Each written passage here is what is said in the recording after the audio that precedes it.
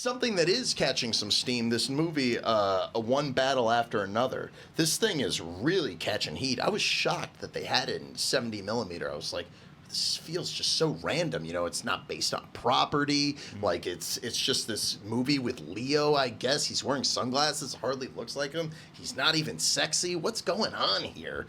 And it ended up being quite the film, I would say.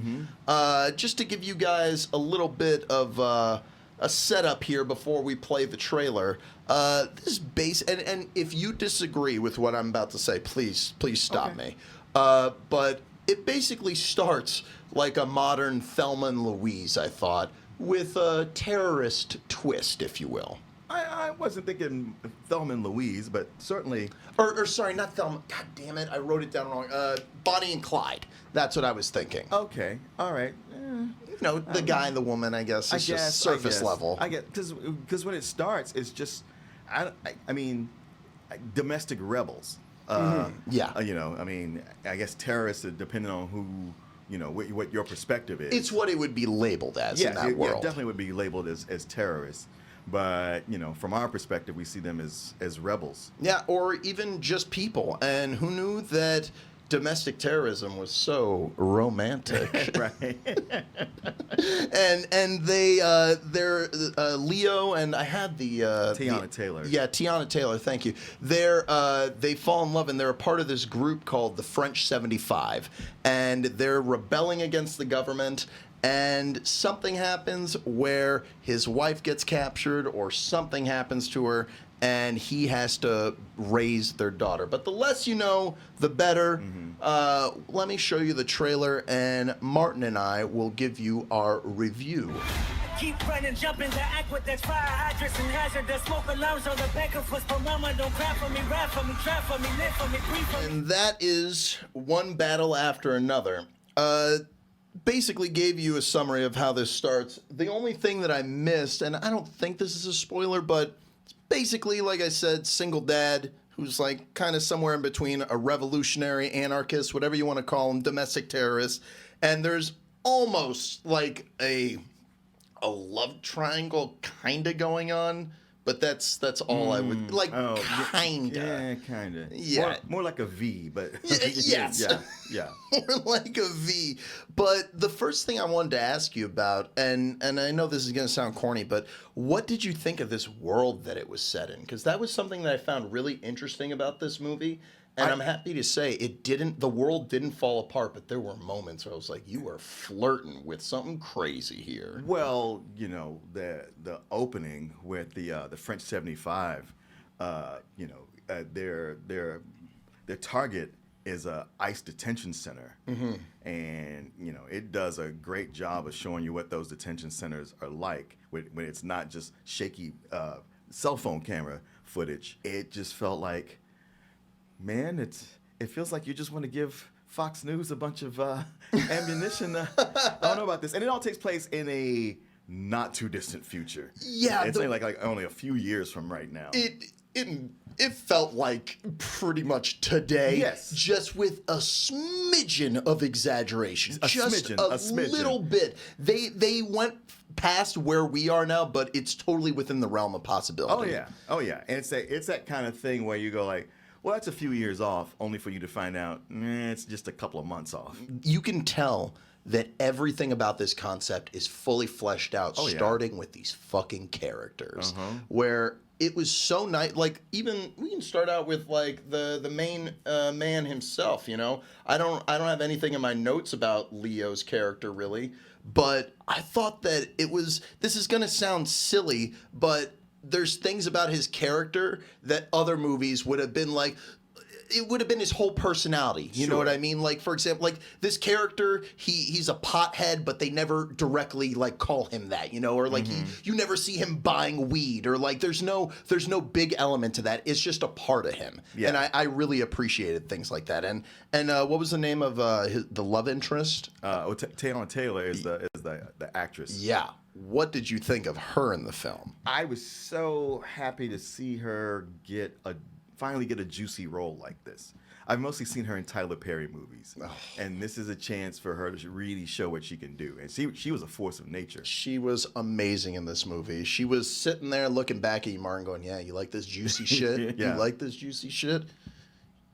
I do. I totally agree.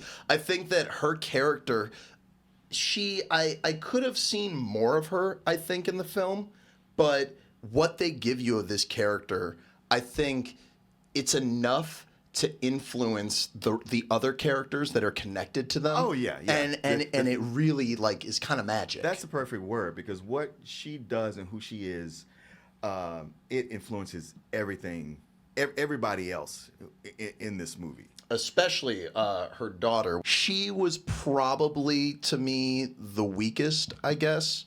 But She's a teenager, and it's just the way teenagers are written in everything. Yeah, I guess so, but it was earned the way that they have that character. Oh, yeah. Like, develop, and it makes it elevates what's his name, Leonardo DiCaprio's character a lot, because that's like what makes the movie kind of fun to watch about and think about in retrospect. That although the wife may not have been there all the time, this girl is raised by Leo. And she is totally her mother's daughter, and it's really interesting to see how they did that. It's something that's also interesting is that Leo, he's the biggest name star.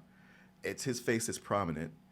You could say he's the main character, but he's like the main character who's not the main character, because there's so much going on. The breakout star in this whole thing is Shawn Penn. Yes. Because the performance he gives, I mean, he transforms. You don't even see him as Shawn Penn. No, you know who I saw up there? I saw this guy right here. That's all I could see. When Shawn Penn comes on, I was like, holy fucking shit. I mean, holy fucking shit. I mean, if he were to say that that's who he drew inspiration from, you'd go like, yeah, of course. Duh. Yeah, it's and when you put the characters side by side, it's so funny to look at, because like you can really see the similarities. I mean, like I don't know how he did that with his face, and especially with the way he talks too. Yeah. Oh yeah. But man, one thing we haven't talked about, and something that Shawn Penn does excellently in this film, is he is hilarious. Yeah. Like, this is another example of like someone being one of these buffoons that it's like, what else do you want to do, dumbass? Like, let's see it. Like, wow, like you're stupid. There are chase scenes and there's stuff in cars in here that rivals some of like the best car movies out here. Oh, and absolutely. There's scenes in here that remind me, I'm sure you'll know what I'm talking about, in F1. The end of F1 kind of reminded me of the end of this movie. Okay. And there was something about the music, I couldn't like put my finger on it, but the piano jazziness of it, I was like, this reminds me of films that I used to watch in film school and be like, this shit's boring, and I wouldn't be fully paying attention to it. But in here, this music, I thought that it really, it delivers this cinematic feel. Tell me real quick, what'd you think of Benicio del Toro? Because like, oh man, he was doing a little bit of his regular thing, but his timing was so great. good. He comes on, he's the coolest guy in the world. He's doing what Brad Pitt will often do. But somebody pointed out to me, and I feel like I got a hint of this, but not enough to really know what I was locking onto. But somebody pointed out to me that his accent he's not doing his, he's Puerto Rican, and that's not the accent. His accent is more Salvadorian. Oh. As if that character had been through some of the civil wars there. I'd give it a full price. This movie, the tank is full, and it don't stop for the pigs or no one. All right? That's really the best way to put it. Not my favorite from this director, but it's definitely one of the best movies of the year, no doubt. It is by far my favorite from this director. Because I haven't been in love with half, if maybe more of his catalog. There's been a few things I just really didn't like, and some things I thought, well, that's okay. And everybody else loves it, but I just think it's all right. But this one is by far my favorite. And it's my favorite movie this year so far. I would publicly give it an extremely high full price, but for me it was a better than Sex, because I saw it with my daughter, and even she was just like, this is the ultimate father-daughter movie. You know, it's like It totally is. Yeah. Yeah, that's a fun way to think about it for sure.